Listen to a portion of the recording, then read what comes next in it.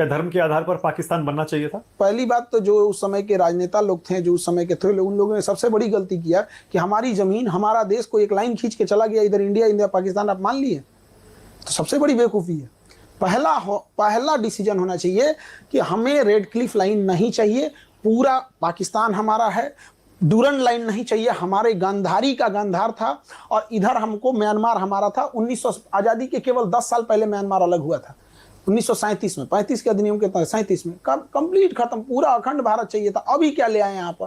किसकी वजह से हुआ बंटवारा? उस समय जितने लोग थे सब जिम्मेदार थे, कोई एक आदमी नहीं? नहीं। लोग कहते हैं नेहरू जी की वजह से हुआ, कुछ कहते हैं गांधी की वजह से हुआ, कुछ कहते हैं जिन्ना की वजह से हुआ, एक पटेल ही थे, कुछ लोग कहते हैं।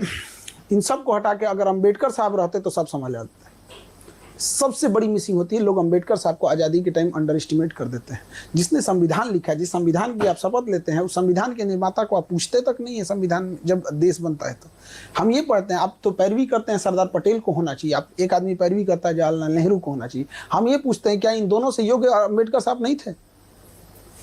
आप इन्हीं से पूछिए कि आप दोनों से योग्य थे कि नहीं थे। अंबेडकर साहब वो व्यक्ति थे जिनके हाथ में था एक अलग देश बनाना। 1932 रैमजे मैकडोनाल्ड प्रधानमंत्री, लंदन में बैठ के गोल में सम्मेलन चल रहा था, गांधी जी और वहां खड़े थे, वापस आए, इन्होंने कहा कि मुझे दलितों के लिए अलग देश नहीं चाहिए, बल्कि मुझे उनके लिए आरक्षण चाहिए ताकि मैं उनका उत्थान कर सकूं। क्या जिन्ना से कम पावरफुल थे अंबेडकर साहब? नहीं, उनकी देशभक्ति पे सवाल उठा देते हैं सब। अगर वो चाहते तो वो जैसे जिन्ना ने बनाया था बना सकते थे। सब